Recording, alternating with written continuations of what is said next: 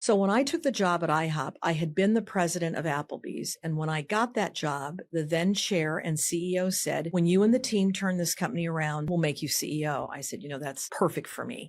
So I went out and pretty much started with a new team. What we did was pretty remarkable. So I went in one day with my little graph, right? And I've got the chart going in the right direction. Stock is double. Life is good. Everything is going very well. And I said, so I'm thinking it's about time to be CEO. And he's very reflective. He stops for a minute and he said, no, not ever. And I think you're holding me accountable for everything, but you're not giving me the title. So I'm going to go ahead and leave. So when I went to IHOP, I realized the Applebee's could be really interesting. We did buy Applebee's. I'm going to frame it in a very simple way. You did acquire the company of the guy who said you're never going to be the CEO. And then when we left, I said to the CFO, I need to go make a phone call. I called the chair and CEO of Applebee's. And I said, just wanted to say hi. And he said, I was expecting this call. And I said, as you know, this morning we announced that we have purchased for $2.3 billion the company, and we don't need two of us. So I'm going to have to let you go. I mean, first off, I think we can all agree that's a pretty baller story. Let's just kind of put that straight out there. Secondly, I think it's such an important example. I mean, it's quite an extreme example, but it's such a good example of how important it is to value the best performers at your company